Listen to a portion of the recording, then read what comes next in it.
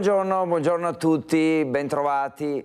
Focus TG, il nostro appuntamento dell'ora di pranzo, diciamo così, con tutta l'attualità, la cronaca, quello che arriva ovviamente da Nord-Est, le notizie che arrivano dalle nostre redazioni, che lo ricordo sono anche in Friuli Venezia Giulia, quindi parleremo anche di questa regione tra poco. E insomma all'ordine del giorno c'è il maltempo, si parla molto di questo, è l'anniversario tragico dell'incidente avvenuto in Marmolada 2 anni fa, ricordate, e avremo un collegamento importante proprio su questo. Avremo come sempre i nostri colleghi che grazie ai collegamenti in diretta ci aggiorneranno su quello che sta accadendo. Parleremo di strade perché come sempre tanti incidenti, troppi incidenti mortali soprattutto, e quindi faremo un po' un'analisi anche di quello che accade sulle strade del nostro nord-est.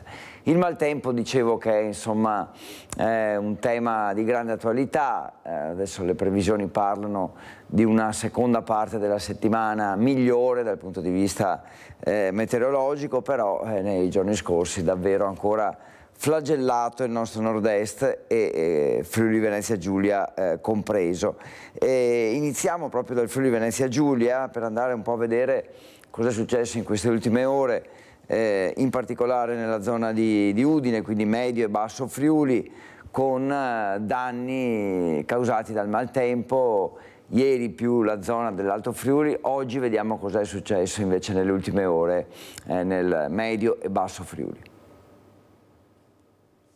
Inizierà nella mattinata odierna la conta dei danni dopo il passaggio del maltempo nei comuni di Rivignano Teore e Ronchis, colpiti nel pomeriggio di lunedì 1 luglio da due distinti e violenti downburst che hanno provocato allagamenti e scoperchiato tetti di abitazioni, attività commerciali e impianti sportivi. Pochi minuti e il mix acqua e vento ha fatto il suo. Diverse le squadre dei Vigili del Fuoco e dei volontari della Protezione Civile impegnati sul territorio in soccorso. Paura in via Garibaldi a Ronchis, dove il turbine ha scoperchiato una porzione del tetto di una casa, sollevandolo e gettandolo a una trentina di metri circa, abbattendo un palo della luce, per fortuna senza coinvolgere persone. Signor Lorenzo Casasola, che abita proprio di fronte, lei praticamente ha visto tutto, si può dire? Ho visto un pochino perché ero dentro a ripararmi, ma era un paio di minuti veramente bruttissimo. Certo. Ecco, un forte vento, chiaramente, questo turbine. Tanta pioggia. Ecco, tra l'altro ci diceva che più in fondo c'è una serra dove è stata completamente sradicata una parte, no? Sì, ha buttato giù bene, sì. Certo. È una grande serra. A Rivignano Teor la situazione è tornata alla normalità poco dopo le 17:30, quando le acque che avevano invaso la viabilità principale sono rientrate nei propri alvei, liberando l'asfalto e le cantine finite a mollo. Nel centro sportivo di Teor è messo a soqquadro il campo sportivo, con danni alla tribuna coperta e alle strutture allestite per la manifestazione in programma nel fine settimana, con i volontari della Proloco e delle associazioni coinvolte subito al lavoro per rimettere in ordine dopo il passaggio del Fortunale. In questo momento la squadra di protezione civile è prontamente intervenuta, si è fatta aiutare anche dalla squadra di protezione dei comuni vicini, perché i danni causati dal maltempo erano talmente tali per cui non avevamo abbastanza personale. Sono intervenute anche alcune aziende agricole a supporto dell'attività della protezione civile, per cui il primo ringraziamento va a loro, perché veramente sono stati fondamentali, soprattutto a rimuovere alberi caduti sulle carreggiate, a mettere in sicurezza le viabilità. Dal Friuli Venezia Giulia al Veneto, in particolare la provincia di Belluno, anche qui pioggia e maltempo che hanno fatto danni. Nel Bellunese si è mossa la frana storica che scende dalla Moiazza, detriti, fango, provinciale 347 invasa verso Val di Zoldo, invasa appunto da detriti e fango, e strada chiusa. Sentiamo Tiziana Bolognani che ci aggiorna. Purtroppo è una frana storica che si presentava con cicli trentennali, quarantennali, si era verificata peraltro agosto dell'anno scorso, quindi neanche un anno fa. Purtroppo il ritorno è stato molto più breve, in quanto si è verificata la medesima frana stesso punto. Le immagini non hanno bisogno di commento, l'enorme colata di detriti e fango è scivolata poeticamente al primo stormir di fronde. Il versante della montagna, gonfio dell'acqua caduta incessantemente negli ultimi 3 mesi, non ha retto al violento temporale che nel primissimo pomeriggio ha dapprima investito la parte alta della provincia e successivamente tutta la Valbelluna e il Feltrino, dove pioggia, vento e grandine hanno sradicato piante a Pedavena e Lamon. Alla centrale dei Vigili del Fuoco di Belluno sono stati segnalati danni da acqua in città, allagamenti di scantinati e sottotetti. La frana in Val di Zoldo ha invaso la provinciale del Passo Duran sopra Chiesa in località Levare, all'altezza dell'attacco del sentiero per il Grisetti. Veneto Strade ha immediatamente chiuso la strada e per un sopralluogo sono intervenuti i tecnici del comune di Val di Zoldo con il sindaco Camillo De Pellegrin e i Vigili del Fuoco. Questa volta il materiale detritico venuto in strada e anche nell'alveo della Moiazza, del fiume Moiazza, è molto più importante. Credo che parliamo di 4 volte il materiale sceso questa volta rispetto ad agosto del 2023. Una bella gatta da pelare nel pieno della stagione estiva che, seppur tarda a decollare, ha già portato sulle Dolomiti tantissimi escursionisti, soprattutto stranieri. Ci sarà da lavorare nei prossimi giorni e lungamente. Siamo ormai pronti e preparati a queste evenienze. Dal punto di vista psicologico non è che ci abbattiamo.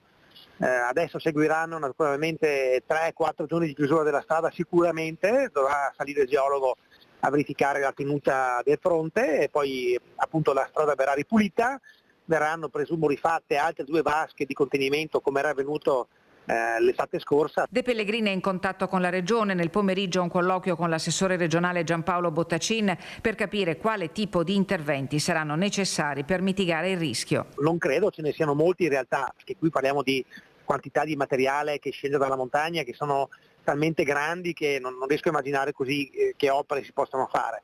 Bisogna convivere con queste situazioni sapendo che il cambio climatico, comunque gli eventi così improvvisi e forti, creeranno sempre maggiori problemi e questo ci deve portare a riflettere.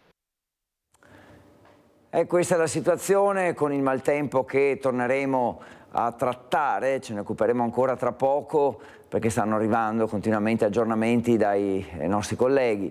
Nelle zone più colpite sono andati a fare una nuova verifica, una sorta di conta dei danni, in particolare insieme ai responsabili della protezione civile per capire un po' insomma come sta evolvendo la situazione. Possiamo dire insomma provincia di Vicenza, Treviso sono forse le più colpite, Belluno abbiamo appena visto, il Friuli Venezia Giulia, un po' meno Padova, Venezia e le altre province. C'è ancora la vicenda aperta, quella della scomparsa di Alex Marangon, ne abbiamo parlato a lungo ieri, ancora nessuna traccia del 26enne di Marcon che è scomparso all'alba di domenica da Vidor, quindi anche in questo caso 2 province diciamo, interessate dalle ricerche, Vicenza Treviso e Venezia.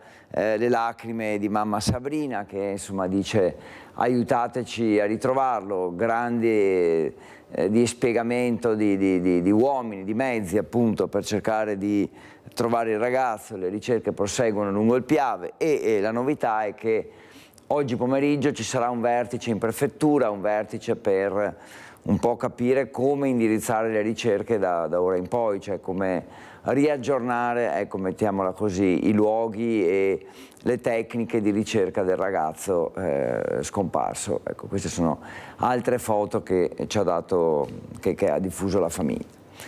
La cronaca, ora andiamo a Vicenza perché ha ignorato sanzioni e provvedimenti e allora il questore alla fine ha revocato la licenza a un bar di via Lanza, diventato abituale ritrovo per risse, poi frequentato da pregiudicati e tossicodipendenti. Vediamo.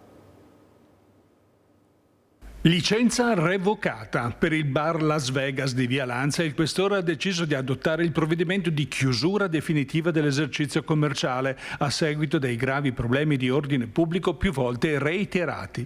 Dal 2003 infatti il locale era stato chiuso 3 volte a seguito delle risse scatenate dagli avventori ubriachi che con i loro schiamazzi ed escrementi tormentavano il quartiere. Innumerevoli le segnalazioni di residenti e commercianti alla questura. Più volte la situazione ha richiesto numerosi interventi interventi delle forze dell'ordine per riportare la calma. Non solo, all'interno gli agenti hanno constatato la presenza costante di pregiudicati e tossicodipendenti che avevano eletto il bar come covo abituale.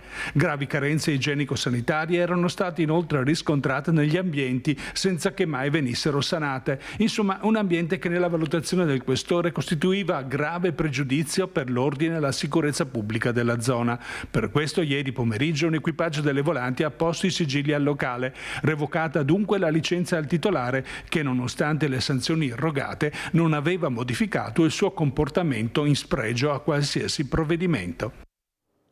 12:10, Focus TG fino alle 13:30. Abbiamo parlato un po' di maltempo e ne riparleremo più tardi. E abbiamo così raccontato della scomparsa di Christian, ma in realtà, scusate, di Alex Marangon, ma in realtà c'è un'altra vicenda, un'altra persona scomparsa che preoccupa questa volta a Treviso in queste ore. C'è Christian Arboit con Nicoletta Rizzetto che sono collegati con noi. È un anziano in pratica che si è allontanato da casa e Christian sta un po' seguendo, monitorando la situazione. Dacci delle informazioni in più, insomma è un po' preoccupante anche questa sequenza di persone che si allontanano da casa, spariscono, insomma un anziano e un giovane in questo momento che ci fanno stare con il fiato sospeso. A te, Christian. Assolutamente Federico, è l'ennesima scomparsa, è l'ennesima allerta che ne segue anche a Treviso città, quindi insomma diciamo che è una sequela, come dicevi tu, che preoccupa e che pone degli interrogativi. In questo caso parliamo di un 84enne residente qui in zona, siamo in Lungosile Mattei, che si è allontanato da casa nella giornata di ieri. Il primo alert è partito poco prima delle 4 del pomeriggio da parte di una vicina di casa e le ricerche vere e proprie con l'ausilio dei sommozzatori sono iniziate verso le 8 della sera, quando qui sono confluiti uomini e mezzi, li vedete, soprattutto camionette dei vigili del fuoco, poi sommozzatori da Vicenza, da Venezia, il nucleo di Treviso, il nucleo TAS dei vigili del fuoco di Treviso che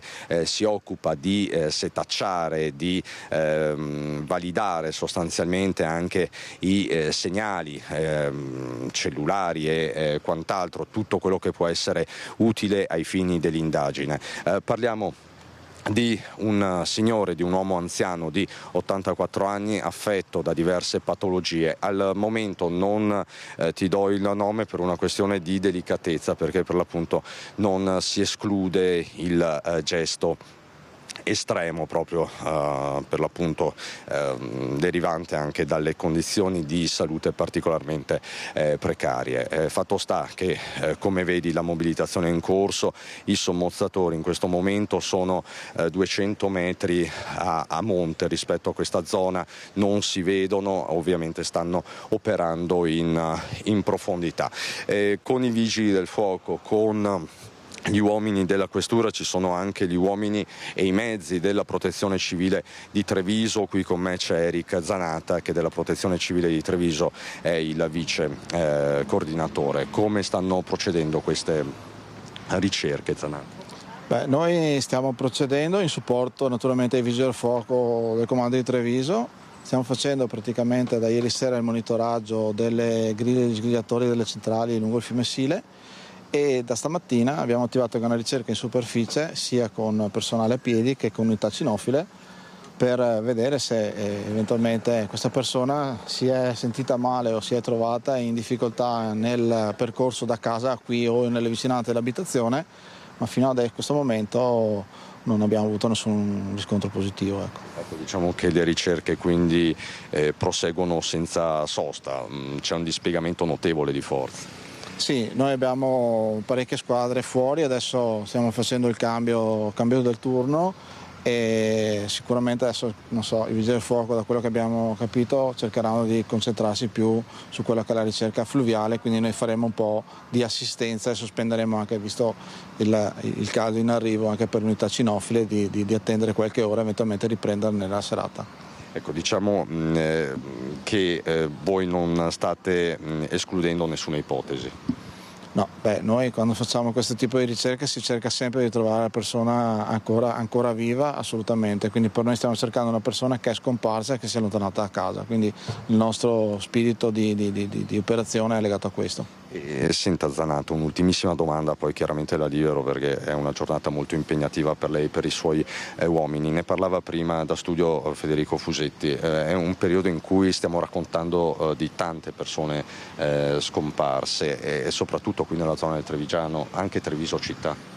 Sì, questo è un dato che veramente si fa pensare, anche perché è vero che noi come protezione civile insieme ai vigili del fuoco ci stiamo anche addestrando per fare questo tipo di ricerche sia con le persone in superficie ma anche con unità cinofile e quant'altro, ma vediamo che oltre al fatto di essere preparati e fare preparazione, sempre di più volte questa cosa ci chiamano, entriamo nel territorio proprio per fare questo tipo di attività, quindi la protezione civile si sta attivando anche perché più siamo, meno tempo c'è e magari si spera di trovare sempre queste persone in salute e ancora vive. Ecco. Grazie infinite Eric Zanatta, vice coordinatore della protezione civile di Treviso. Lasciamo lavorare Zanatta e i suoi uomini, così come lasciamo lavorare anche i vigili del fuoco coordinati dagli uomini della questura. Sarà un pomeriggio di mobilitazione qui in Lungosile e Mattei. Per il momento è davvero tutto. Con Nicoletta Rizzetto, Federico, ti restituisco la linea.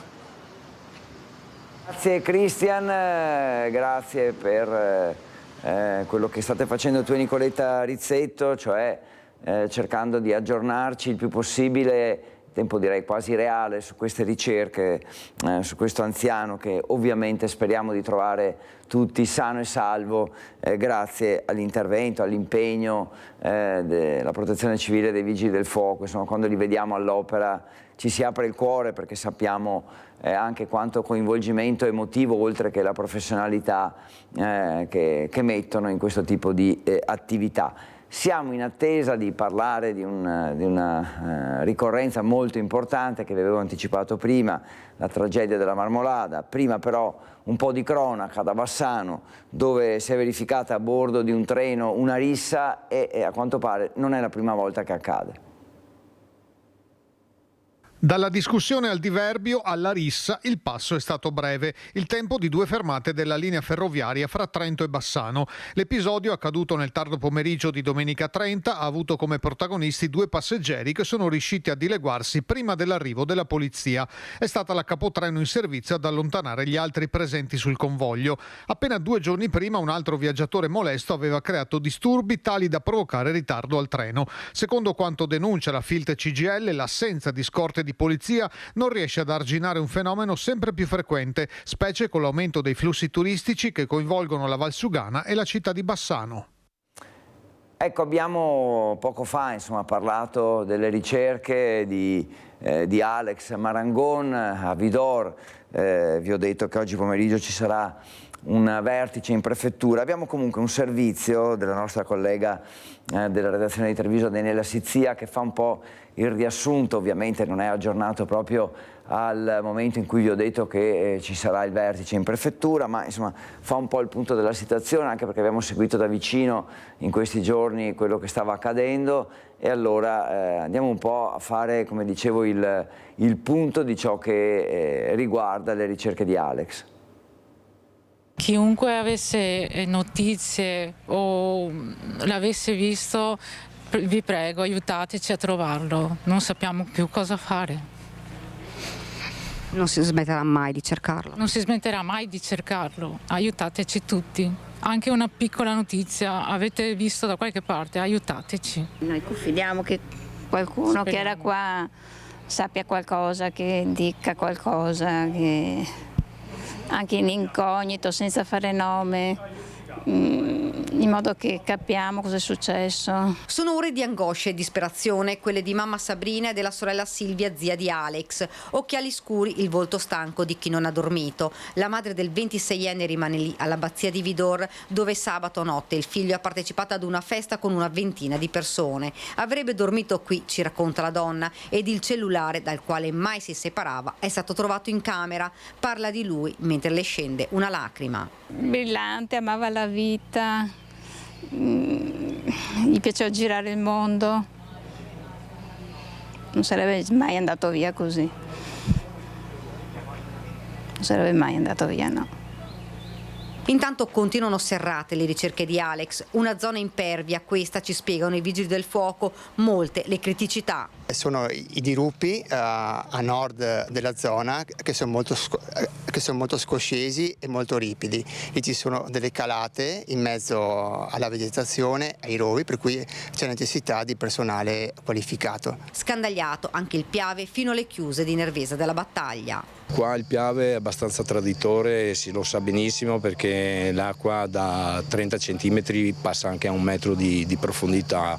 È impervio il Piave. Il Piave è un letto molto pericoloso. Il Piave è un posto che quando ti sei accorto sei dentro nell'acqua e ti trovi con l'acqua veramente fonda. Però qua per perdersi una persona sta un attimo, perché perdi la tramontana nel Piave. Ma nessuna pista viene tralasciata, nessuna ipotesi scartata. Il giovane è scomparso intorno alle 3:30 di domenica, l'auto parcheggiata, all'interno le chiavi e i documenti. Intanto i carabinieri hanno portato via la macchina del 26enne e stanno effettuando accertamenti sul cellulare per capire se e chi ha contattato poco prima di sparire nel nulla. 12:21, Focus TG, vi aggiorneremo nel pomeriggio nei nostri notiziari, perché come vi ho detto su Alex ci sarà un vertice in prefettura a Treviso. Non facciamo aspettare però Chiara Gaiani e Cristian Roccaiende, ma soprattutto i loro ospiti, perché a 2 anni dalla tragedia della Marmolada, come vi anticipavo, sabato ci sarà una marcia non competitiva in centro a Cittadella in ricordo di Erika Campagnaro e Davide Miotti, che furono travolti il 3 luglio di 2 anni fa. Allora Chiara, sei a Castelfranco e sei con il fratello di Davide, con Luca Miotti. Raccontaci tutto, che così anche un po' da un punto di vista emozionale, immagino che non siano momenti facili. Federico, buongiorno a te e ai telespettatori. Ringraziamo Luca Miotti per aver accettato di essere in nostra compagnia, proprio per invitare quanti potranno a essere sabato sera a Cittadella, quando alle 20, una cosa che era partita in forma così tra amici l'anno scorso ed è diventata una vera e propria marcia non competitiva, un evento insomma dedicato al fratello di Luca Davide e a sua cognata Erika. Si intitola infatti Camminando insieme a Erika e Davide, una marcia per ricordare la vitalità, il loro amore per la Marmolada e anche inevitabilmente per riflettere sulla tragedia. Ricordiamo, ormai siamo a quasi 2 anni da quel tragico 13 luglio, erano le 3 luglio, ha ragione, quando alle 13:43 si staccò il serracco della Marmolada che travolse anche i suoi cari. 11 le persone morte, 7 i feriti, davvero un bilancio tragico. Perché la decisione di questa marcia competitiva, che è diventata un evento sportivo vero e proprio? Perché Davide ed Erika sono con noi da 2 anni e sono tanti gli amici che ci hanno supportato in questi 2 anni, e quindi noi vogliamo non fare in modo che la loro scomparsa sia una tragedia che non può essere colmata con l'amore che loro hanno creato e con le amicizie, che sono davvero tante, e soprattutto per dare un segnale di vitalità, di reazione a questa tragedia che purtroppo ci ha coinvolti. Ecco, adesso insomma chiediamo a Luca di fare un piccolo sforzo, perché condividere con noi queste cose non è semplice. Domani, a 2 anni dalla tragedia, voi tornerete in Marmolada come famiglia con pochi intimi. Allora, ci sarà un momento di raccoglimento. Adesso stiamo anche guardando le condizioni meteo, perché sembra che ci siano rovesci temporaleschi, forse anche importanti, quindi vediamo. però vogliamo tornare perché quello che rimane è la testimonianza e il ricordo di una passione che comunque univa Davide ed Erika, ed è stata fino alla fine la loro passione e il loro amore per la montagna. Infatti voi porterete una croce che ha voluto il papà di Erika. Sì, la croce è già lì che ci aspetta, porteremo dei fiori, porteremo un momento di vita e di colore in quel posto. Ecco, l'alta montagna era davvero una grande passione. Lei ha detto: io ho la passione per la montagna un po' più bassa. Davide ed Erika invece, Davide tra l'altro era anche guida, quindi portava dei gruppi lì, per la Marmolada aveva una passione infinita. Sì, ha avuto la grande fortuna di unire la passione al lavoro e quindi penso che sia una grande realizzazione, in più avere anche una compagna di vita che condivide questo amore e quindi è un segnale anche di un cammino parallelo, di un cammino convergente. Tutto questo sarà ricordato sabato prossimo, la marcia inizierà alle 8, ma già dalle 18:30 arriveranno le persone per l'iscrizione e vuole essere un appuntamento costante, annuale, insieme a Karen, insieme a Ettore, insieme ai tanti amici che saranno presenti e cammineremo silenziosamente insieme per portare questo ricordo insieme. Allora, Karen e Ettore, che ha ricordato Luca Miotti, sono i figli della coppia che ci tengono davvero tanto, insomma, a ricordare la grande vitalità dei loro genitori. L'ha detto Luca Miotti, appuntamento già alle 18:30 per l'iscrizione, poi la marcia vera e propria inizierà alle 8. Tutti i fondi raccolti andranno ad un'associazione di beneficenza che avete già individuato. Sì, è stata individuata un'associazione di Cittadella che storicamente si occupa di sociale, quindi l'intero ricavato, diciamo, sarà devolto già in modo condiviso con questa associazione che sarà presente, suppongo, nella giornata. Saranno presenti probabilmente anche le aziende, gli sponsor e gli amici che hanno permesso questo evento, che ogni anno si spera sarà sempre più numeroso in termini di partecipazioni e anche sempre più ben organizzato.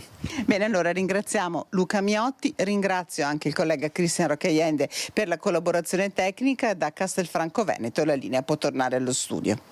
Grazie Chiara, grazie naturalmente anche alla famiglia di Davide e a Luca in particolare, che insomma ci ha raccontato di questa bellissima iniziativa che speriamo davvero, come ha detto lui, diventi un appuntamento fisso e un appuntamento con tanta partecipazione, visto poi anche lo scopo nobile, ecco, possiamo dire, di questa camminata.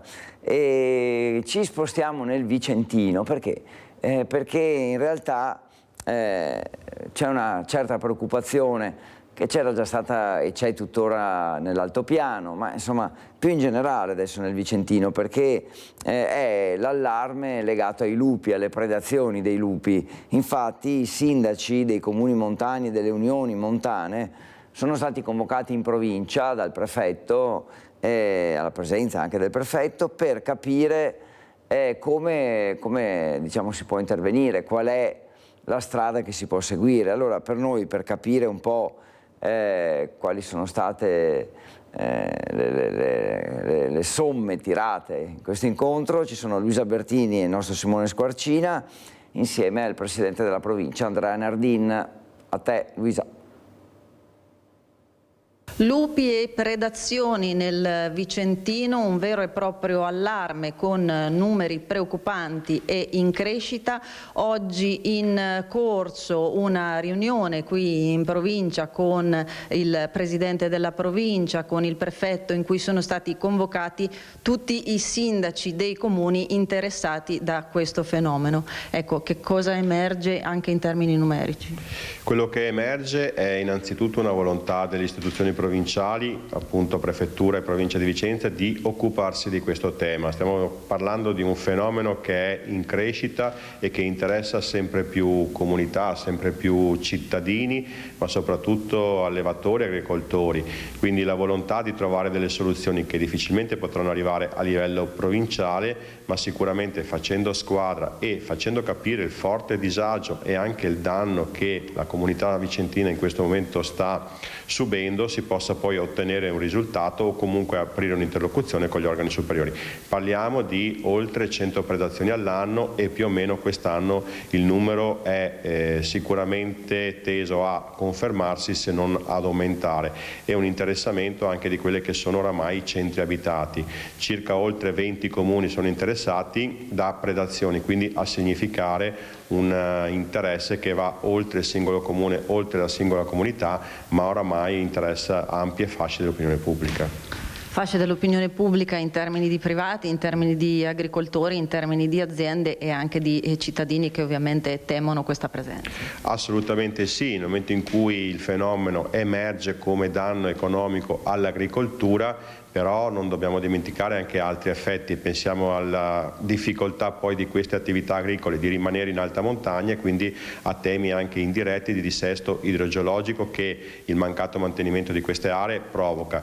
Parliamo poi di quelle che sono animali domestici nei centri abitati che vengono attaccati seppur all'interno di recinti, seppur custoditi, e poi la dinamica dei piccoli animali di affezione che non possono più godere appieno della loro libertà perché appunto vivono in contesti in cui il lupo li vede come degli antagonisti e quindi potrebbe aggredirli o li ha aggrediti, come in alcuni casi che sono avvenuti. Quindi le dinamiche sono molto più ampie e la libertà stessa poi di poter in qualche modo girare liberamente per il territorio, dove non tutti i cittadini si sentono più sicuri, soprattutto pur comprendendo come il lupo non sia aggressivo, però avvistare queste figure di animali selvatici non porta certamente ad agire in maniera tranquilla, a camminare in maniera tranquilla, soprattutto se poi queste passeggiate magari si fanno con i piccoli animali d'affezione che rischiano di essere motivo di attrazione nei confronti dell'animale selvatico.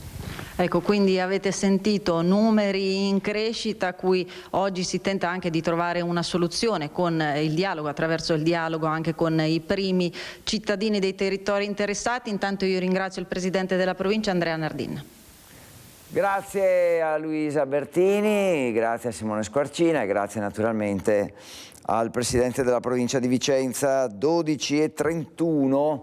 Il nostro Focus TG ha parlato di maltempo, ha parlato della tragedia della Marmolada, il cui anniversario ricorre domani, abbiamo parlato di lupi, fra un po' parleremo di strade, incidenti stradali, parliamo però di strade diverse, quelle di Venezia, i canali, una vicenda ancora paradossale, l'ennesimo turista cafone che si lancia in acqua, che viene però multato, 800 euro se non sbaglio, poi c'è anche il momento in cui si sente male, accusa un malore, insomma vicende che purtroppo si ripetono a Venezia, spesso considerata come un parco giochi, e proprio in questi giorni è arrivata anche la presa di posizione netta, ieri in particolare del Presidente del Veneto Zaia, proprio su questo tema, però ennesimo episodio del quale ci racconta il nostro Filippo Fois. A te.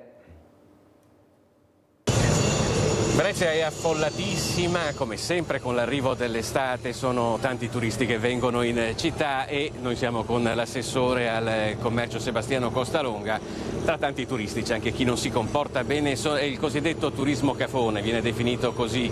In questo caso un lituano che ha rinverdito l'usanza, che purtroppo capita spesso d'estate, dei tuffi in canale. Si è tuffato esattamente alle nostre spalle, vedete il tratto di canale sotto al ponte degli Scalzi, di fronte alla stazione ferroviaria, un tonfo che è stato udito anche dagli agenti della polizia locale, l'hanno fermato e poi l'hanno multato anche per bene.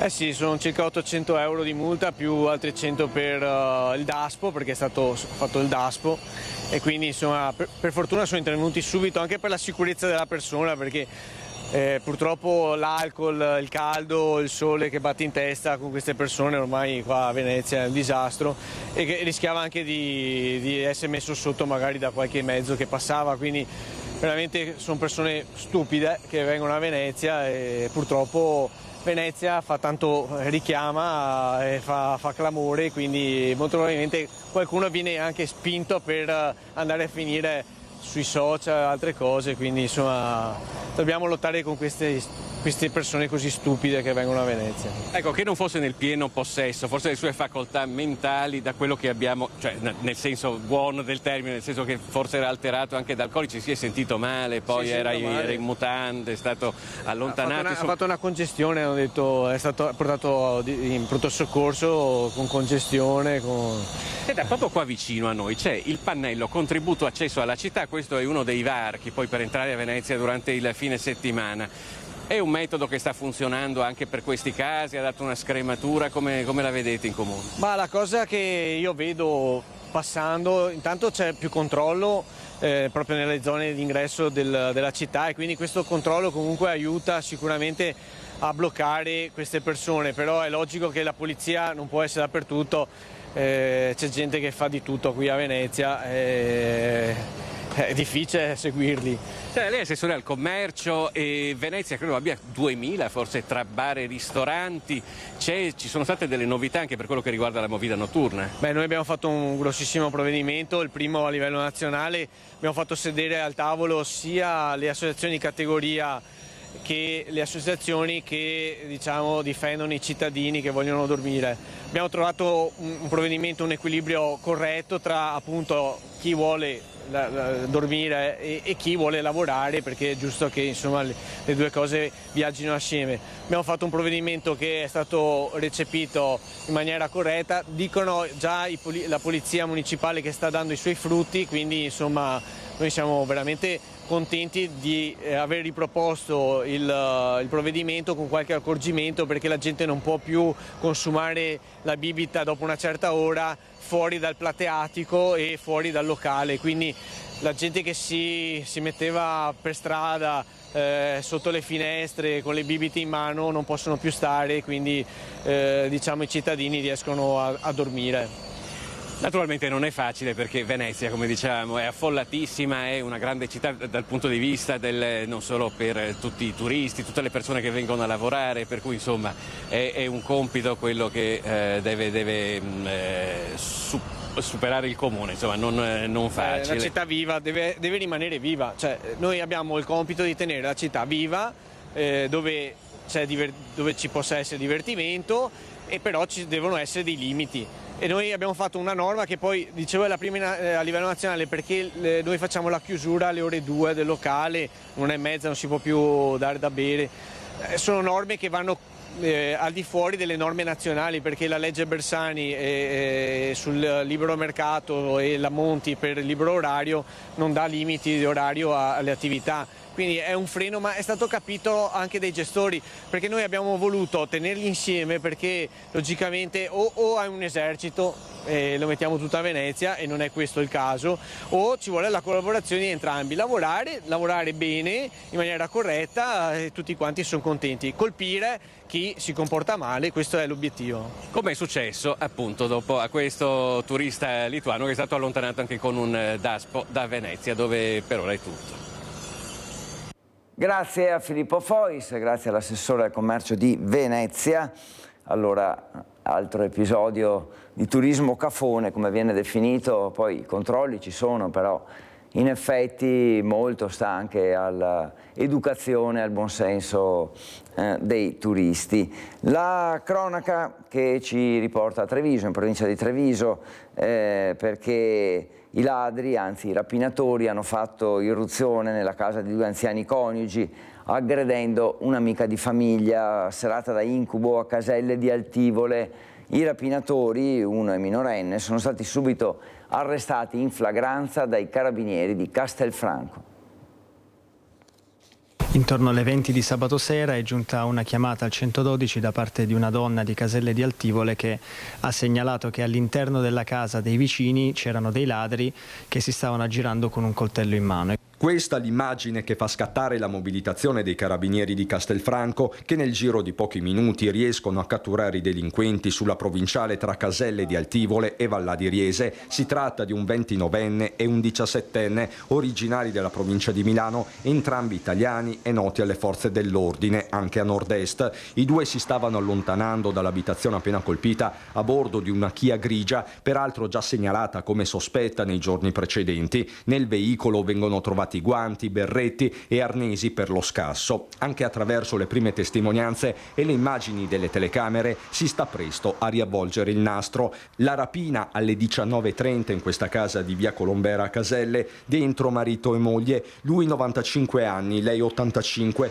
tutti e due con delle fragilità cognitive. I rapinatori entrano dal retro, hanno il volto scoperto e un coltello, sanno con ogni probabilità che la casa è abitata da anziani indifesi, non sanno che con loro c'è un'amica di famiglia, una rumena 61enne in visita, è lei che se li trova drammaticamente di fronte. E l'hanno immediatamente aggredita bloccandola per il collo e puntandole un coltello alla gola, minacciandola di non fare rumore, di stare ferma e soprattutto di consegnare tutti gli ori e tutti i contanti contenuti in casa. Mentre uno dei due complici teneva ferma la donna, l'altro ha rovistato tutta l'abitazione trovando soltanto 5 euro che si trovavano all'interno del portafogli della donna dentro una borsa. La 61enne viene strattonata e minacciata di morte più volte, mentre i due anziani, vista anche la loro condizione, forse non si sono accorti di nulla, ne sono stati aggrediti. 29enne e 17enne, ora in carcere, sono accusati di rapina aggravata in concorso e non è da escludere che possano essere coinvolti nella rapina di un mese fa a Castello di Godego, anche in quel caso vittime anziani.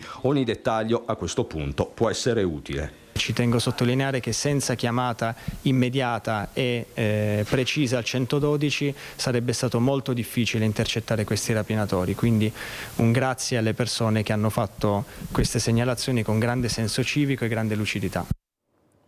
Bene, grazie allora per questi aggiornamenti e per questa vicenda. Bene, certamente no, anzi male, ma bene, perché l'impegno delle forze dell'ordine è massimo ed è immediato e insomma spesso c'è un riscontro oggettivo all'intervento delle forze dell'ordine con arresti o comunque denunce per i responsabili. E apriamo una pagina adesso legata purtroppo alle strade, dico purtroppo perché si continuano a ripetere, a succedere gli incidenti anche gravi. Allora alle 12:41 di questa puntata di Focus TG andiamo a Montecchio Maggiore, quindi nel Vicentino, per 12 km di coda in A4 all'altezza del nuovo casello, motivo un camion che è andato a fuoco. Sono le prime luci dell'alba quando alle 6 del mattino sulla 4, poco prima dello svincolo del nuovo casello di Montecchio Maggiore in direzione Verona, la motrice di un tir prende fuoco. L'autista nota del fumo, accosta e scende mentre il camion prende fuoco. Viene lanciato l'allarme, le squadre dei pompieri arrivano da Vicenza e da Arzignano con 2 autopompe, 2 autobotti e 10 operatori che spengono le fiamme evitando il coinvolgimento del semirimorchio. Il fuoco però si è diffuso anche a 4 pannelli antirumore dell'autostrada. Per fortuna nessun ferito. L'incendio del tir, cassonato di metallo, che trasportava mobili imballati da montare, ha delle pesanti ripercussioni sul traffico che viene canalizzato su una sola corsia. Si formano 12 km di coda. Sul posto il personale ausiliare dell'autostrada e la polizia stradale. Le operazioni terminano alle 8:30 del mattino. Le cause dell'incendio sono di probabile natura elettromeccanica, ma verranno vagliate dalle squadre dei vigili del fuoco intervenute sul posto. Grazie a Carlo Inghilleri, notizia quindi di questa mattina, insomma un fatto di cronaca avvenuto poche ore fa e quindi disagi ovviamente disagi per il traffico. Adesso andiamo ancora sulle strade perché in Val Brenta l'esodo estivo deve ancora arrivare, ma la Valsugana è già in tilt nei paesi della Val Brenta. I giorni del grande esodo devono ancora arrivare e la Val Brenta sta già pagando il solito consueto durissimo dazio alla Valsugana e ai rallentamenti che si verificano ogni estate sull'arteria. Nel fine settimana i residenti si sono trovati a dover affrontare colonne e serpentoni fuori programma a causa di altri cantieri nel tratto fra Cismon e Primolano. A spiegare cosa sta accadendo è il sindaco di Val Brenta Luca Ferrazzoli, che sottolinea come una situazione già delicata sia resa ancora più complicata dai collegamenti con il Bellunese. La situazione è complicata dal fatto che vi sono le immissioni da e per Feltre, quindi relative alla galleria Arsier, e quindi questo provoca ovviamente dei rallentamenti. I lavori che spaventano residenti e forzati della Valsugana porteranno all'eliminazione del vecchio spartitraffico in acciaio, che sarà sostituito da una nuova struttura in calcestruzzo. Un miglioramento per la sicurezza degli automobilisti, anche la conquista di alcuni spazi maggiori, perché ovviamente il calcestruzzo prevede una sezione inferiore. Ovviamente i lavori creano qualche disagio, ma sono investimenti importanti che ANAS sta effettuando su questa arteria. Il sindaco di Valbrenta invita tutti alla calma in un anno davvero pieno di complicazioni per la Valsugana e la Valbrenta. Comprendiamo le lamentele da parte degli automobilisti,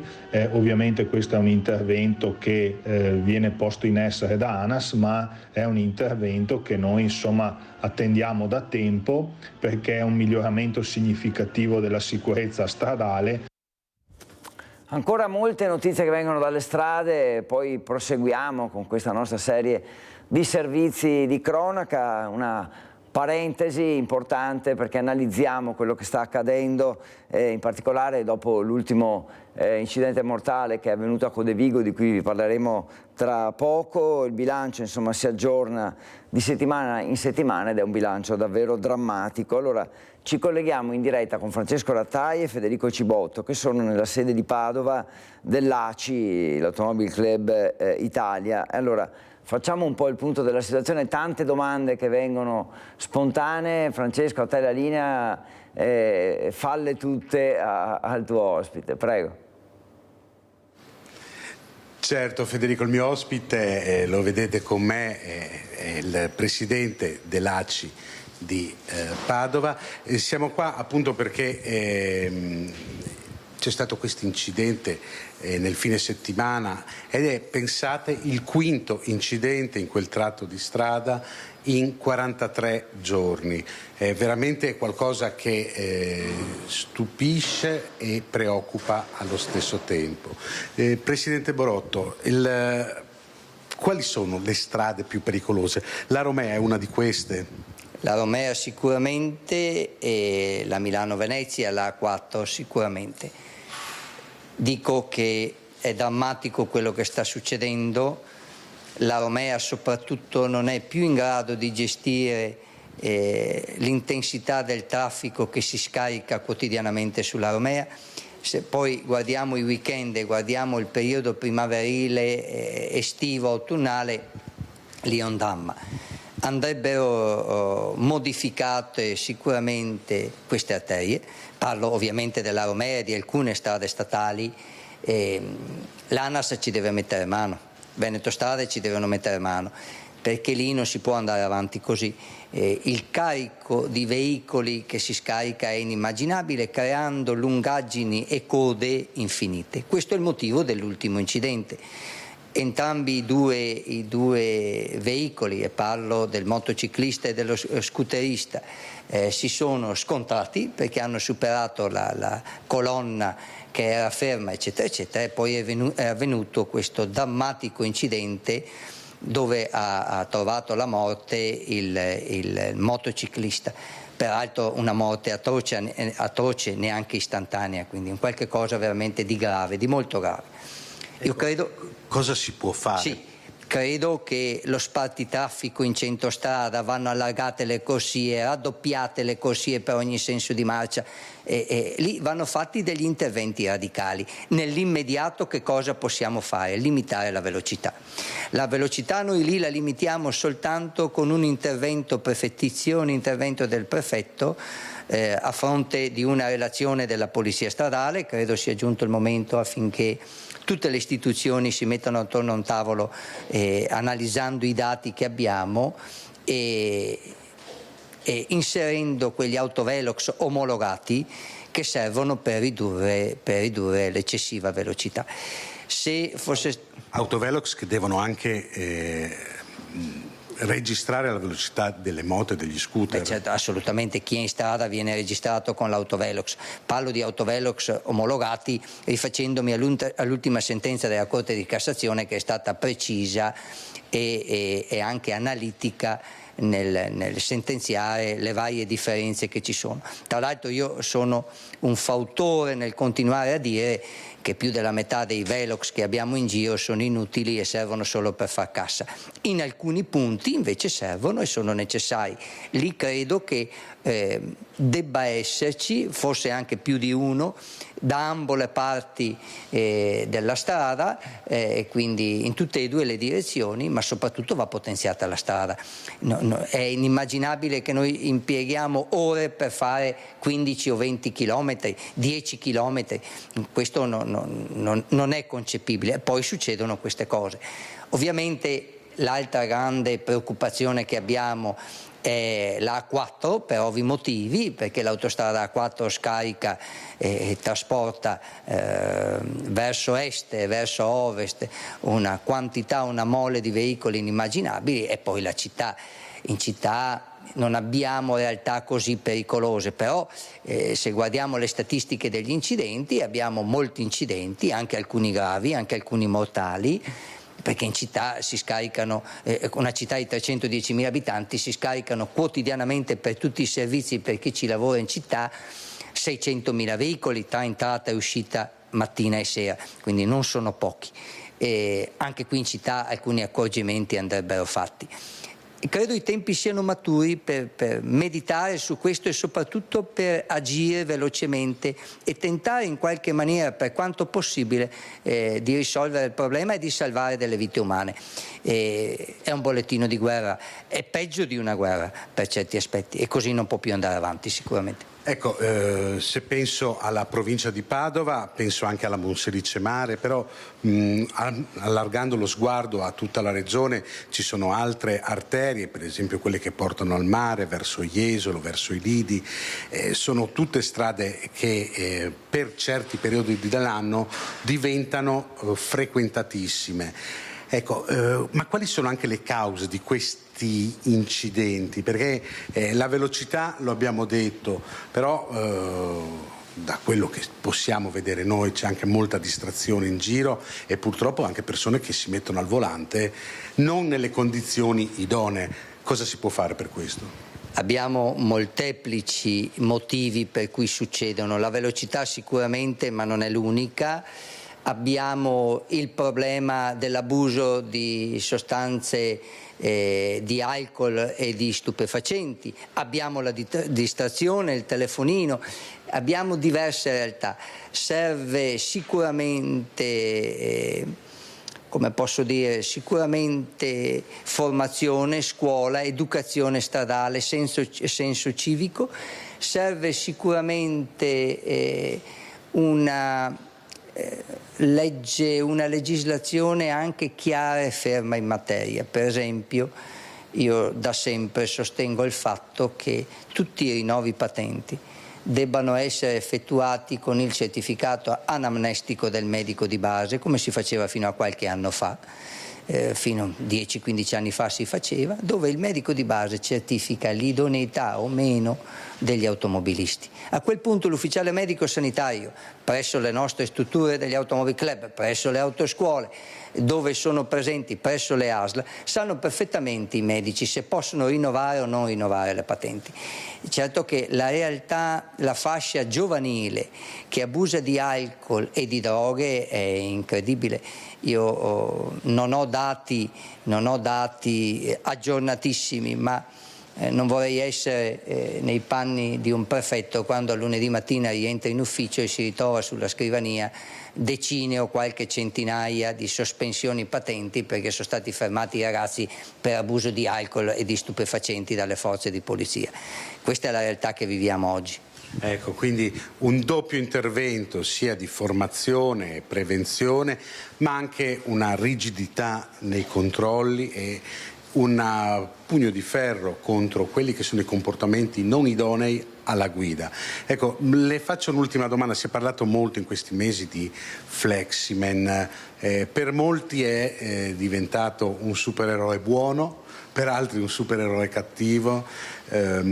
È indubbio che in certi punti però gli autovelox servono.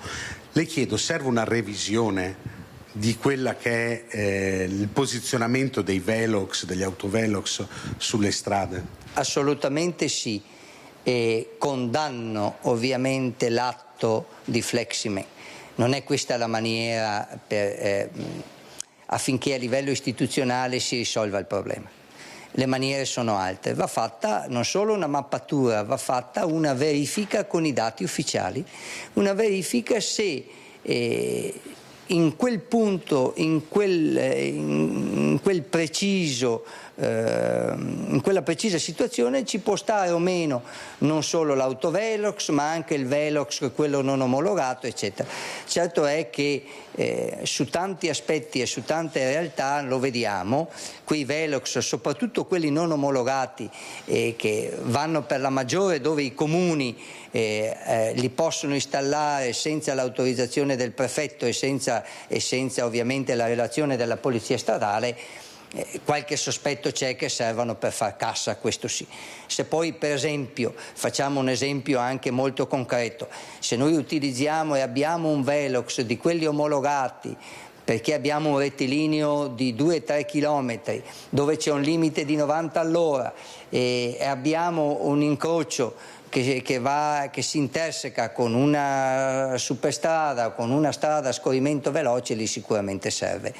Ecco, dico che ora, riprendendo il concetto di prima, i tempi sono maturi, è ora che ci troviamo tutti e discutiamo di queste cose, assolutamente.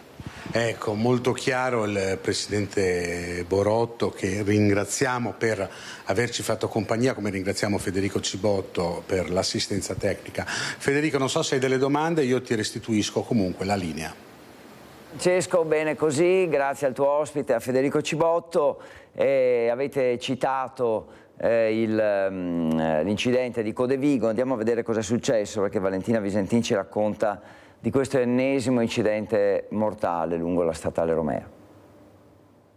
Dopo ore di angoscia per la possibilità di un disperso, si è chiarita la dinamica dello schianto mortale avvenuto ieri sera intorno alle 22 lungo la strada Romea a Codevigo. Il motociclista deceduto era da solo in sella alla sua Yamaha. La vittima è Giovanni Luca Lomartire, 41enne, residente a Monfalcone ma originario di Taranto, impiegato della Guardia Costiera. In un primo momento si pensava che ci fosse un altro passeggero in sella alla moto e i vigili del fuoco hanno cercato a lungo nel canale nuovissimo che costeggia la Romea nel tratto in cui è avvenuto lo schianto. Il dubbio dopo il ritrovamento di alcuni oggetti e in particolare di un secondo cellulare che ha fatto supporre ci fosse un'altra persona. Dubbi che però intorno alla mezzanotte sono stati fugati, confermando una sola vittima, Lomartire appunto. La dinamica dello schianto è stata ricostruita dai carabinieri di Piove di Sacco e Codevigo intervenuti sul posto. La Yamaha del 41enne viaggiava da Chioggia verso Venezia e quando stava per affrontare una svolta verso Rosara ha urtato contro uno scooterone guidato da un 33enne vicentino che proveniva dal senso opposto di marcia. Ne è seguita una carambola violenta che ha coinvolto anche un'auto e un camper. L'impatto non ha lasciato scampo al 41enne che è stato disarcionato ed è morto sul colpo. Illeso invece il 33enne, è risultato anche negativo all'alcol test. Grazie Valentina Visentin per questo servizio, brevissima pausa, poi Focus TG torna.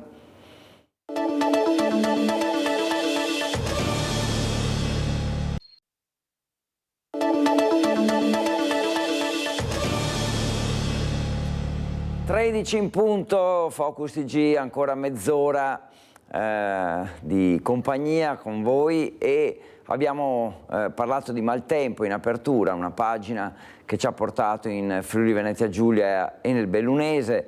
Adesso andiamo nel Vicentino, nel Bassanese, in particolare in Val Brenta, perché anche lì maltempo che ha flagellato nelle scorse ore questa zona.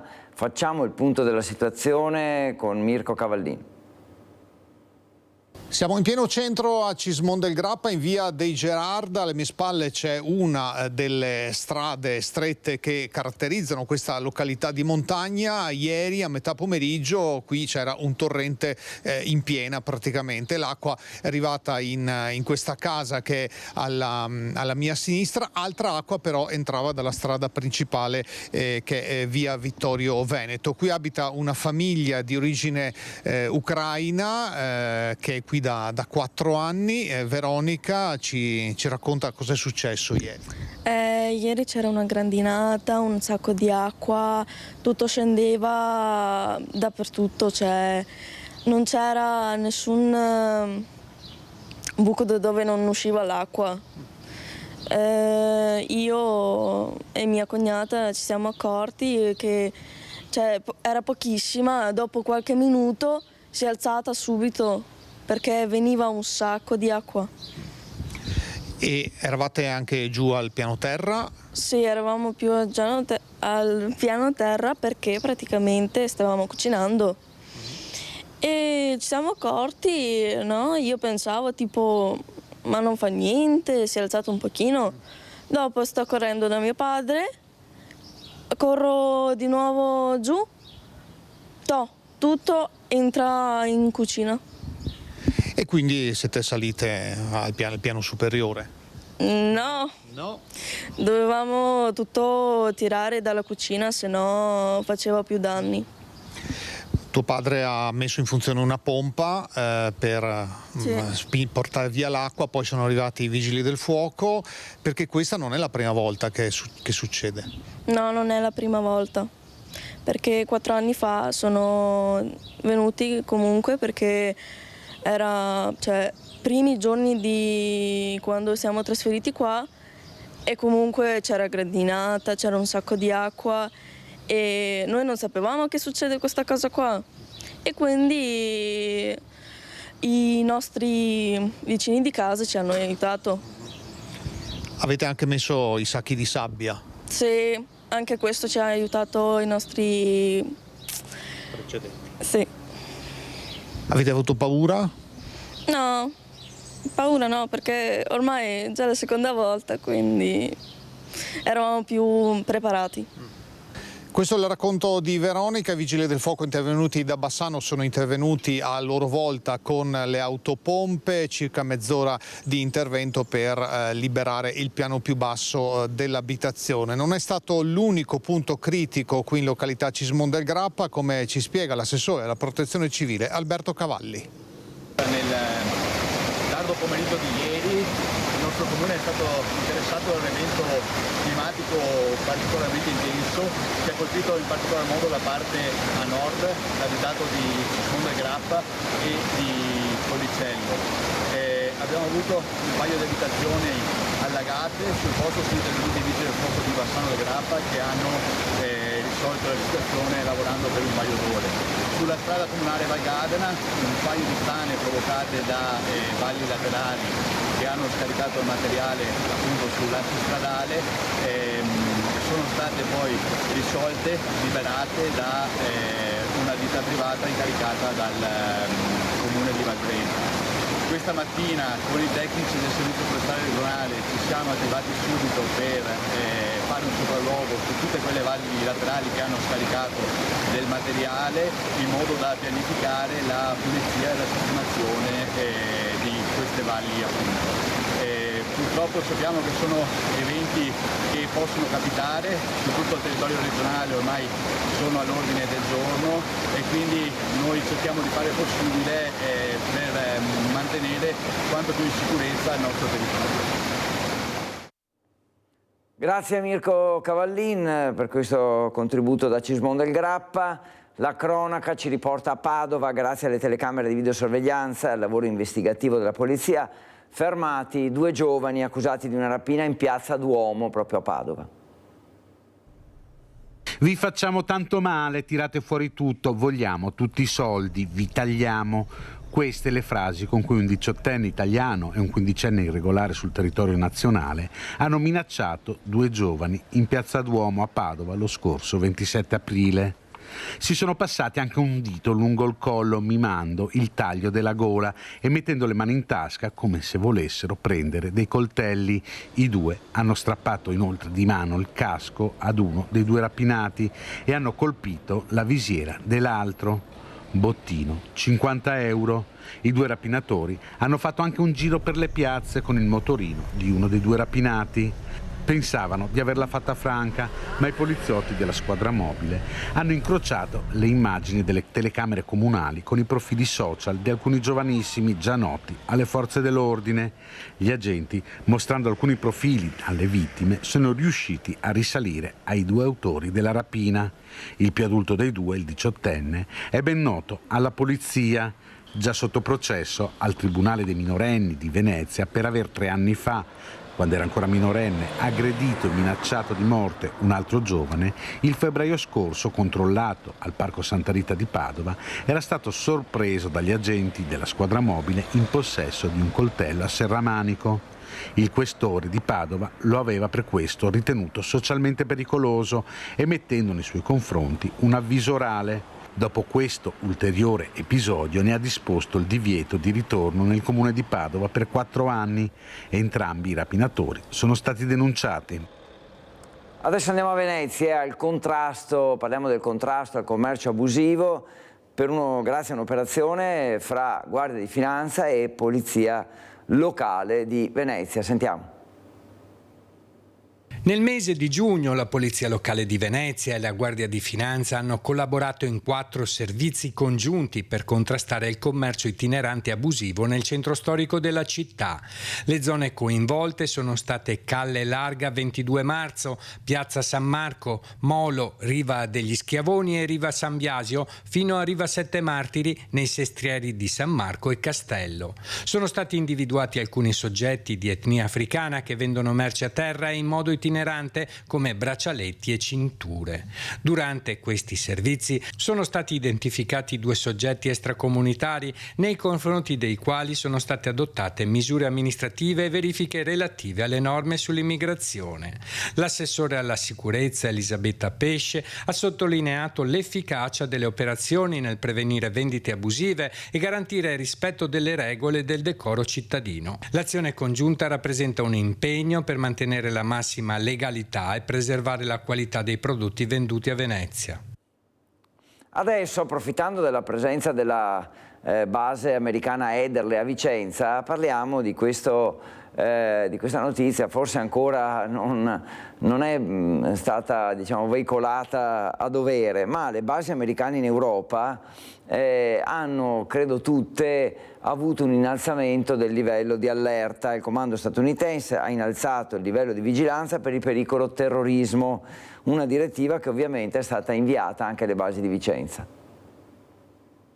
Basi militari americane, si alza il livello di sorveglianza. Il comando statunitense in Europa eleva il livello d'allarme per minaccia attentati. L'allarme Charlie, che significa stato di allerta elevato, è stato diramato con una nota inviata anche alle basi USA di Vicenza e di Aviano.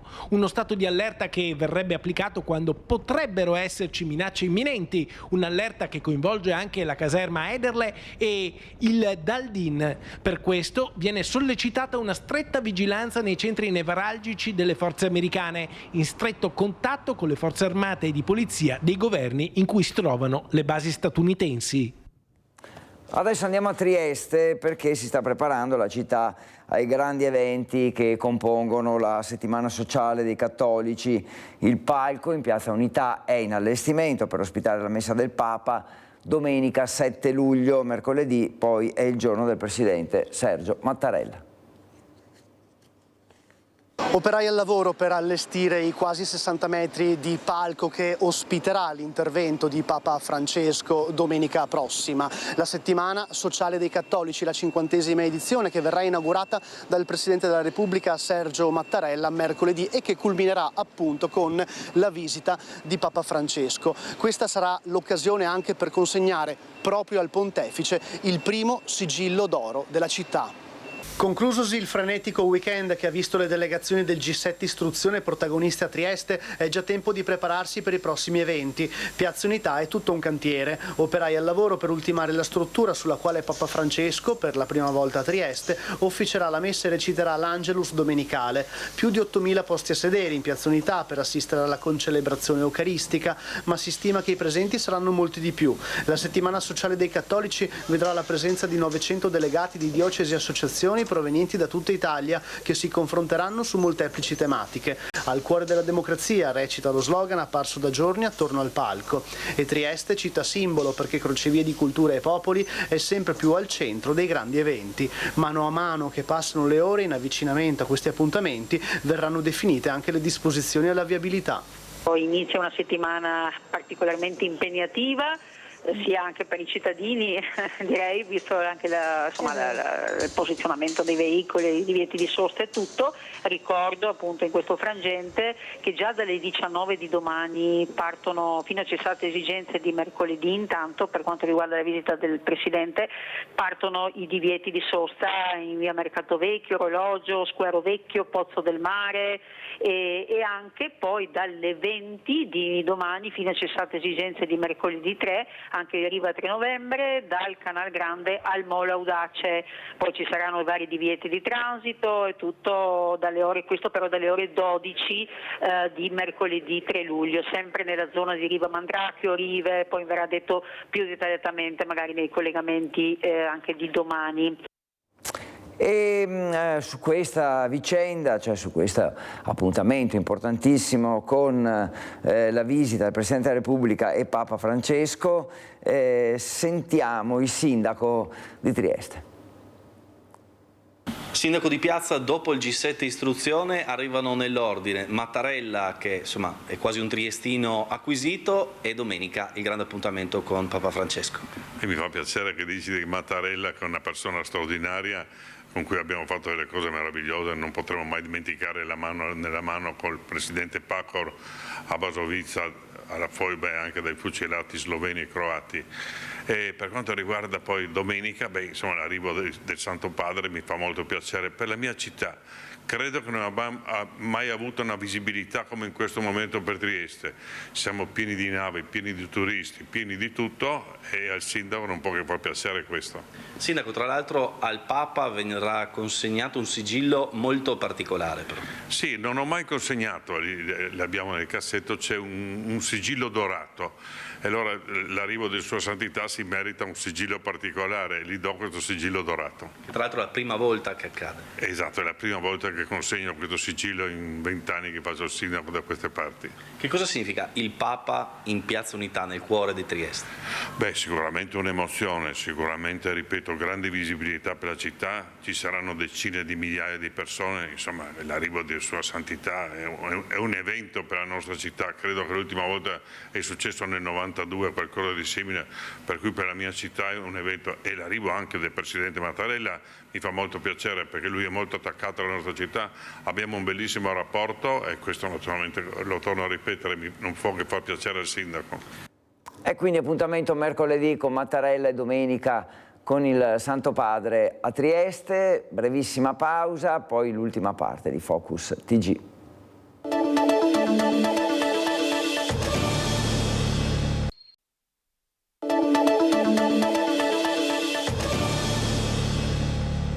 Bentornati, 13:16, ultima parte di Focus TG per l'attualità. Siamo occupati veramente di tanti temi importanti di attualità, non tutti purtroppo positivi, anche notizie negative, soprattutto quelle che arrivano dalle strade del nostro nord-est, e dalle strade arriva anche questa notizia da Thiene in particolare, perché è stata trovata una cerva che girovagava in centro, quindi lungo le strade di Thiene, e si è prestata ai selfie, e grazie all'intervento della polizia provinciale è stata liberata dalle recinzioni in cui era rimasta intrappolata e portata poi a Valli del Pasubio. Una cerva adulta in centro a Thiene. È successo questa mattina quando è stata avvistata nei pressi del supermercato di Viale Europa. Intrappolata dietro alla recinzione non riusciva a scappare, ma non era neppure intimorita da chi le si avvicinava, anzi si è prestata a tanti selfie e a qualche carezza. Intervenuta la polizia provinciale che ha allontanato i curiosi per tranquillizzare l'animale, che era docile, si è fatto avvicinare senza timore. Al momento gli agenti stanno verificando se sia scappata da un recinto e la sua provenienza. La cerva, in buona salute, è stata portata in un idoneo recinto a Valli del Pasubio, dove già sono presenti altri 2 cervi. Non è stato possibile liberarla in natura, spiega la polizia provinciale, perché troppo mansueta e abituata all'uomo, caratteristiche che potrebbero metterla in pericolo. E dopo la cerva andiamo a via Venezia, perché il villaggio degli agricoltori a Venezia si è concluso con 220.000 visitatori, però in comune le polemiche non si fermano, continuano, perché le opposizioni chiedono un accesso agli atti e la maggioranza difende l'iniziativa. Circa 220.000 persone hanno visitato gli oltre 200 stand allestiti tra Riva Sette Martiri e i Giardini Napoleonici durante la 3 giorni del villaggio Coldiretti a Venezia. La grande kermesse che ha portato il mondo dell'agricoltura di fronte al bacino di San Marco è conclusa, le polemiche no. Già venerdì e sabato 2 diverse manifestazioni di protesta, da un lato delle forze di opposizione in Consiglio Comunale, dall'altro di vari comitati e associazioni cittadine, denunciavano i disagi arrecati ai residenti per l'invasività delle strutture e il sovraffollamento di visitatori, oltre ai danni alla pavimentazione e l'utilizzo della città come una vetrina. Ora il consigliere Giovanni Andrea Martini ha annunciato un accesso agli atti per capire quanto sia costato il villaggio della Coldiretti o quanto Coldiretti abbia pagato per l'uso di questi spazi. Le polemiche sono il sale della nostra vita, esagerare un po' no sinceramente, però prendiamo atto, risponderemo, mi hanno anche fatto un'interrogazione pesantissima, ma risponderemo in consiglio punto per punto. Io capisco le polemiche, fa parte della nostra vita, le offese no sinceramente, ma soprattutto ricordo a qualcuno che Venezia per secoli era stato da mare, stato da terra. Come città di Venezia rivendichiamo invece con orgoglio di aver ospitato il villaggio della Coldiretti. È un grande evento che promuove il Made in Italy, che promuove il chilometro zero, che promuove la sostenibilità. E allora continuerà questa polemica, noi la seguiremo, ma andiamo a Vicenza, perché ricordate il tentato furto all'interno di una banca che ha mobilitato gli uomini delle forze dell'ordine nella zona di Ponte Alto, e allora abbiamo chiesto dettagli sulle indagini al questore Sallustio. Sono tutte attività al vaglio degli organismi investigativi, in primis della squadra mobile. Posso solo dire comunque che l'attività sta seguendo un filone importante. Gli investigatori della Polizia di Stato stanno dunque seguendo una pista precisa per individuare gli autori dell'assalto ieri alla banca di Via Fermi del Crédit Agricole. Le indicazioni fornite dai rilievi della Polizia Scientifica avrebbero fornito elementi significativi. L'allarme scattato nel cuore della notte ha improvvisamente mobilitato anche le forze speciali. L'allarme per questo tentativo di furto, perché poi di tentativo di furto si è trattato, è scattato nella nottata di ieri verso le 3:10 e quindi ha messo in moto un dispositivo estremamente articolato, perché il timore era quello che gli autori del reato potessero essere all'interno. Queste erano le prime testimonianze che abbiamo raccolto. Infatti a inquietare la polizia un foro praticato su una parete del seminterrato adibito a parcheggio. Da lì i malviventi hanno tentato di raggiungere, senza riuscirci, le casse degli ATM e i distributori automatici di banconote. A parte il danneggiamento, nessun ammanco sarebbe stato però registrato in banca. Sul posto, oltre al personale di alcuni reparti di polizia, anche i carabinieri del nucleo radiomobile e della SETAF, con equipaggi dei pompieri, del 118 e della polizia locale, che ha isolato la zona durante la bonifica dello stabile durata circa 2 ore. È stato necessario adottare una serie di precauzioni, oltre che chiedere l'intervento di unità speciali che hanno affiancato il personale della Questura di Vicenza, che è stato mobilitato per l'occasione. Abbiamo isolato anche tutta l'area dell'intervento, tutto il quartiere, questo per un discorso di sicurezza dei cittadini e dei residenti della zona, e anche per consentire al personale di polizia di poter operare nella massima sicurezza. E adesso alle 13:22 andiamo a Bassano, dove c'è polemica per un addio al celibato blasfemo. Vediamo. Ancora una volta a Bassano si è superato il limite, ancora una volta il degrado è andato a braccetto con la mancanza di rispetto verso una città e il suo decoro, tutto legato all'ennesimo addio al celibato andato in scena sabato sera. Il promesso sposo, travestito da Gesù, ha attraversato le vie del centro e il Ponte Vecchio, appesantito dalla croce del matrimonio, spargendo lungo la sua Via Crucis una scia di particole, di ostie chiaramente non consacrate. E qui è scattato il disappunto di bassanesi e turisti, infastiditi non solo nel vedere le strade cittadine riempirsi di briciole e sporcizia, ma soprattutto perché è sembrata una mancanza di rispetto verso un credo e appunto una fede sbeffeggiati da un gruppo di ragazzi che magari senza volerlo hanno offeso la sensibilità di molti passanti, tra cui la signora Maria Grazia, che era presente in Angarano e che ci racconta l'accaduto. Ho trovato per terra davanti alla birreria tutte particole sparse per terra. Naturalmente vedendo alle mie spalle un ragazzo vestito da Poro Cristo che lasciamo perdere. Venendo più avanti ne ho raccolte nel ponte, poi sono con la bicicletta, ho messo in bicicletta, sono venuta su per le piazze e ho portato le particole a casa.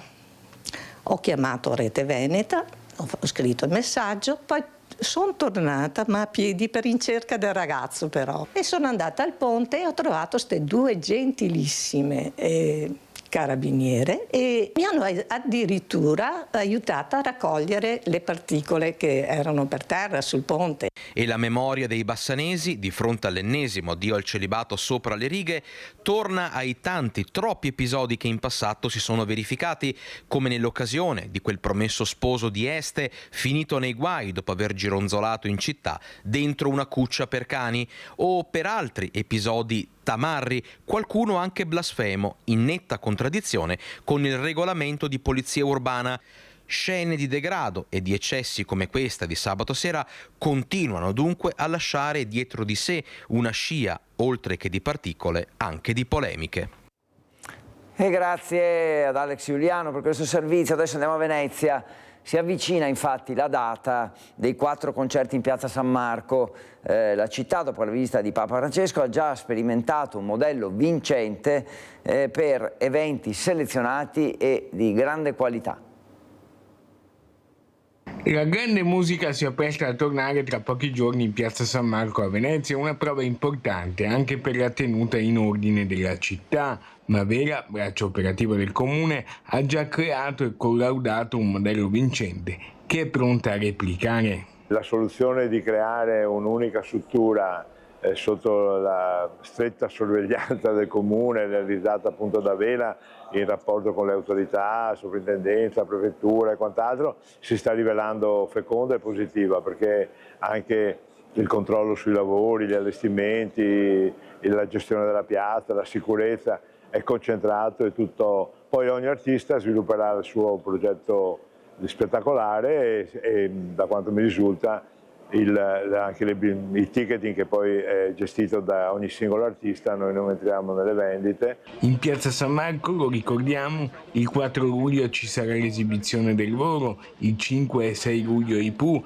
e il 7 Umberto Tozzi. Stiamo fortemente riportando molte occasioni di divertimento in città, molti artisti, sia nella parte più delicata, più fragile, più bella che è San Marco, con alcuni pochi eventi selezionati, ma sia portando la musica un po' ovunque. Penso a San Giuliano con il grande concerto della settimana scorsa, penso al Parco Bissuola, penso a Margherita Estate. E a proposito di musica italiana, sentite cosa ne pensa proprio Umberto Tozzi. Come vede il Festival di Sanremo in generale? Molto bello, è stupendo, è stupendo. Io sono sempre stato un grande fan di Amadeus e quindi ha sicuramente ottenuto il massimo della sua carriera con la conduzione del Festival di Sanremo. E Carlo Conti è un grandissimo professionista e quindi sappiamo sicuramente che lo sostituirà molto felicemente e con grande successo anche lui. E allora dallo spettacolo, dal mondo dello spettacolo al mondo dei donatori, perché Fidas Vicenza riunita a Cogollo del Cengio per celebrare la festa del donatore e ha così vissuto un evento tradizionale che si ripete dal 1974. Anche oggi siamo qui alla chiesetta di Montecengio per l'anniversario della festa provinciale. Un grazie a tutti i volontari che hanno lavorato in questi giorni da mesi per organizzare il tutto.